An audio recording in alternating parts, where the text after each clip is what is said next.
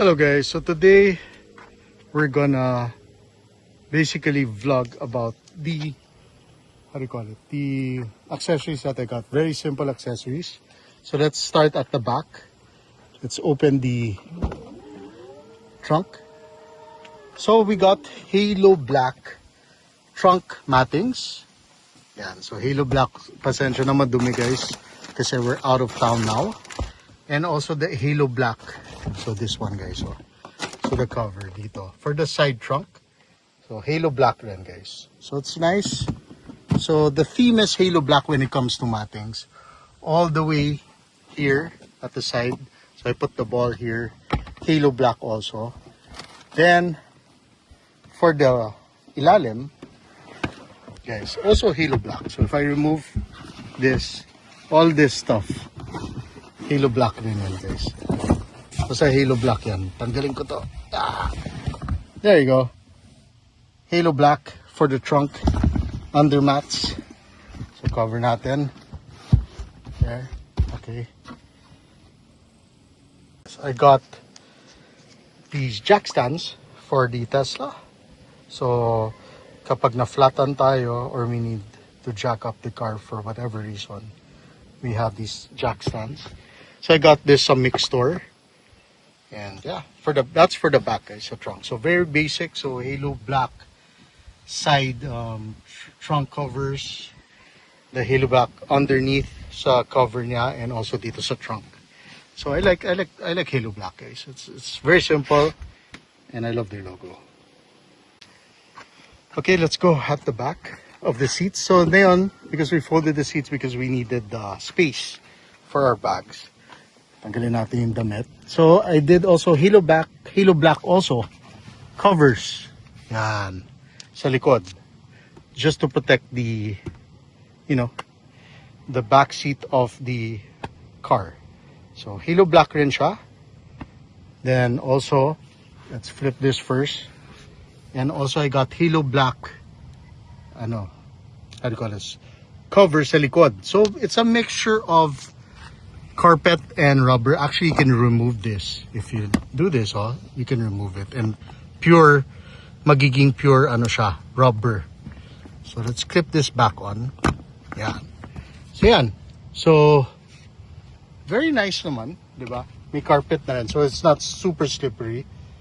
At the same time, you have the rubber. But if you opt for the rubber, all you have to do is remove these four, tatanggalin mo lang yan.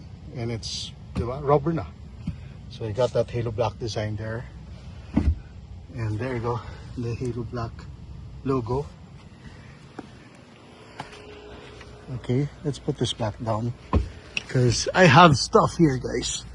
Yeah. Laki, guys, ang laki ng trunk, It's really nice. I mean, for a sedan, because you could fold it and there's the under trunk there. There's a lot of space. I like it. And let's go to the driver's side. Of course, Halo Black pa rin. Yan, Halo Black for the driver. So, ganun rin. Carpet, but you could also remove it like you said. Pwede mo rin tanggalin kung ayaw mo yung carpet. And let's go to the passenger. So, for the passenger, Halo Black for the passenger. That's the theme for the mattings. And of course, let's not forget the trunk.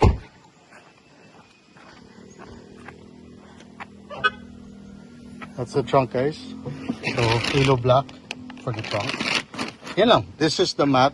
In terms of the mattings, it's all from Halo Black. And I got it at Shopee.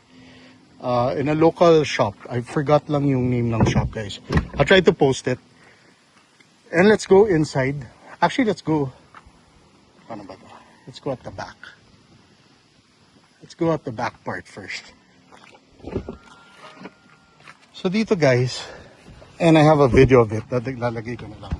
I put Spigen. I installed it myself. Super easy. Takes like less than 5 minutes to install. So the 8-inch screen, Spigen yung screen protector niya. Very easy.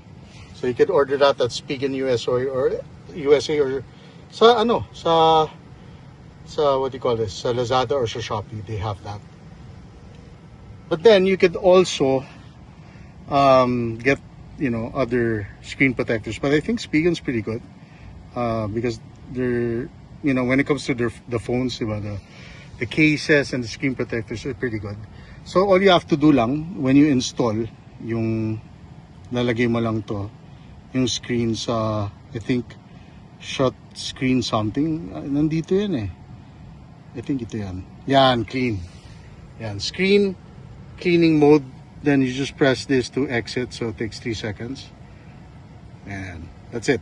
That's basically what it is. And it's so simple. The same goes with the front, guys. I installed Spigen. So 15.4 inch, no, not the 16 inch that the new Ys and YLs get. So I installed that myself. I'll put the video where I installed it. Super easy learn. There's like a frame that you put in para madali. Takes 5 minutes, like I said. Super sulit ang Spigen for me. So this one, I really originally bought it for the Tesla Y. Pero kasha siya because it's the same as for the Tesla Model 3. So magnetic siya, guys. So what happens is, you place this. Oh, ba to? Yeah.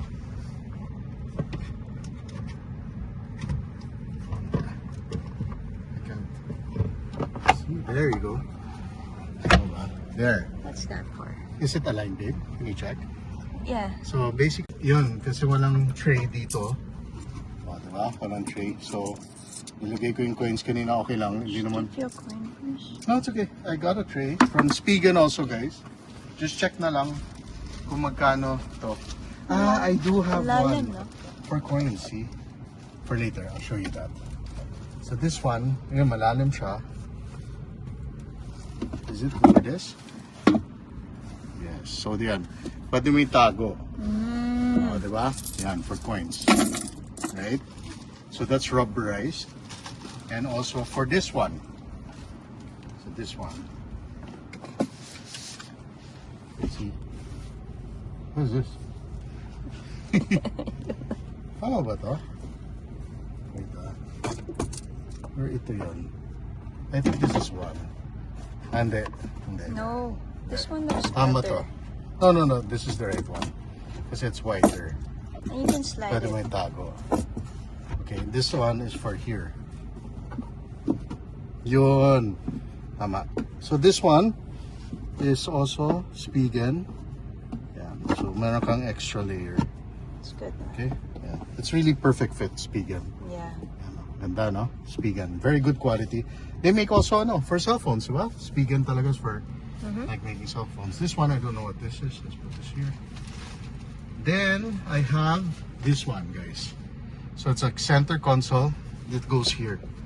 So, it's a perfect fit. Let's open it up. Spigen also. So, guys, just check in Spigen USA sa site nila. Then, of course, magbabayad kayo ng JR Express dito. Shipping. Shipping pa, locally. Is it expensive? Parang mahal yun yung shipping. Going here, Shipping sa States pa, shipping pa here. Can you get that in Amazon? Spigen, the site mismo. There's none in Amazon. I think there is also. But might as well get it in Spigen. Diba? Yan, guys. So this goes. What's that for? Oh, ba? Ayan na. Wait, but why is it not sticking? Like that? Wait. There's something here. There you go. There you go. Yan. Okay. Okay. Then you press it for cards. So you could use one, keep the Cards? Tesla card. Yeah, What's the the card. I know. Okay, but it's nice, right? It fits perfectly. So mostly for cards. Kung may mga cards na extra for the Tesla key or what. No, yun for the, the toll. What all? The Oh, toll. pwede. Yeah, you could put it here. The RFID. Yeah, the RFID. Wala pa tong RFID, guys. On the next vlog, we'll put tint first, then RFID. Yeah. So, yan. It sticks. Good. Okay? Close it. So, you got our tray here. Close that. What's next? Oh, this is what I got. This is for pag sometimes tinamad mag sa village. This is for the jack stand. Kailangan to. And this is the Tesla for the seat plug. Ayan o. Lalagay mo lang. Yeah. That's the Daya. Baliktad yata. Yeah. Oh, diba? Okay. So, yeah. So we'll put this here. There's 3 pieces. Right there. So good for the back. Diba? Okay. Then, ito, saka na to. We'll continue this vlog tomorrow. But this is for the sa cabin filter, I think. Just to protect from leaves coming in. Okay. This one will continue tomorrow, guys. This is the screen protector for this and for the back. So we'll continue this tomorrow and I'll see you. And this is the instructions. It's pretty easy naman, guys. I think you need to remove this, the back part. Pag kinabit mo, of course, tanggalin mo muna yung factory parang protector niya na plastic dito. Then, you're gonna put this on parang, how do you call it? Yung screen para mag-off siya para you don't keep on pressing the buttons. Later, we're gonna check that out. Actually, let's remove this na. Yeah. So, this is the, from the factory, naman mga gas-gas na. Then here, I think you go to display. Yan, screen clean mode. Or even locks. Ito, screen clean mode. Yan. Yan na lang. Yan. So yan, basically ganon. So we'll clean it and kakabit natin to. So very easy lang, oh. Cleaning wipe. Yan, oh. Tapos it's very easy. Tapos you're just gonna drag your I think your, press and slide, wait 30 seconds. Then after 30 seconds, remove this part. So this part. So this is the front part. This is the back part. But the back part, guys, tanggalin mo muna to para dumikit. Ito yung screen protector na. So this is for the, not for the new Tesla Y, kasi the new Tesla Y is 16-inch. I think this is for the 15.4. So my performance has the not the updated version of the screen, and also it's still not the black headliner. But I'm fine with that, guys. Ganun talaga. When you order a Tesla, sometimes you get the updated version on the time that you order the car. So yun, guys. So yan. So try natin yun. For the white squeegee, you're gonna use that. Then for the black edges, you're gonna use the smaller one. So for the whole screen, you use this. For the edges, you use this. So kompleto. I think I got this for like $74, guys. Ha? So anyway, gawin na natin to. And I'll see you in a bit. I'll try to, because I'm doing this as I have no assistant with me. My beautiful girlfriend is busy, so I'm gonna do this on my own. So I'll see you in a bit. Yan, guys, na-attach na. So I'm gonna wait 30 seconds. So siguro nasa 5 seconds na ako. Then we're gonna remove the sticker. So the best way is to use 2 hands when you remove the sticker, or else it'll pop out. Then we'll see if there's bubbles. Anyway, guys, I also want to replace the light here kasi halogen siya. Gusto ko LED. But I got this. This is basically to protect lang from leaves coming in. So I bought this lang. Clip lang siya. Let's clip it. And guys, just to protect from leaves coming in. This was cheap lang, guys. Clip lang siya. Sobrang dali. Kakabit mo lang. So you still have airflow coming in. Just extra protection from leaves or, talagang papasukan na leaves to if ever. And of course, we got the Halo Block. Halo Black. Yeah, that's the, if you look at the cover, tagalin natin. Halo. So yeah, Halo Block. Ito lang, gusto mo palitan ng LED. Ayan. Okay. Okay, guys, now that we're here at the front, exit muna tayo. I got this, guys, Spigen also. So Spigen and Halo Black ang theme for this car. So basically, it's magnetic. So side, dito magko-connect siya. On both sides actually. Yan. And it's magnetic. So you could put, yan, wallet, pwede mo lagay. Nag-order na ako ng, what do you call this? Silicone cover for the charging port, charging pad for the cell phones. Yan. So that's on its way. I also ordered sa Make Store silicone mats for the cup holders and also for the sides. Kasi sa side natin, guys, ano siya, di ba? Parang, how do you call this? It's like a carpet, di ba? Parang carpet. So I ordered a silicone matting for this. Then, okay, dito, we got the Spigen tray, front tray. You could order this sa Spigen USA. I forgot how much. I think it's around $30, more or less. Yan, Spigen. So, it comes in very, very handy. And you just slide it in and out. It's really made for this car. So, yan. Tapos, of course, kung meron tayo sa harap, meron din tayo sa likod. So, also Spigen. But this was inside. It's just basically there. And, yan, you put it out. Then I just bought, yan, there's a hole there for the tray na pwede mo lagay yung Type-C mo na charger na connect dun. So, it's very convenient. Diba? Tapos may ilaw rin pala. I didn't even notice. Diba? May ilaw rin pala sa ilalim. Then, this one, I got Spigen also for RFID cards. Yan. So, that helps too. Diba? This area. Then, what else? Basically, that's it, guys. I think that's it for the accessories as of now for the car. I didn't want to overdo it. I wanted to buy, to be honest, gusto ko sana lagyan ng automated sunshade sa Make Store. Problema when I asked Tesla, baka ma-void yung warranty. Kasi I would assume they would tap sa 12-volt battery. I'm not sure, guys. Let me know, but I just don't want to risk it siguro. Diba? So, sabi ko, it's okay. Ceramic tint will do, and it's been doing a pretty good job of blocking the heat. Tirik na tirik ang araw.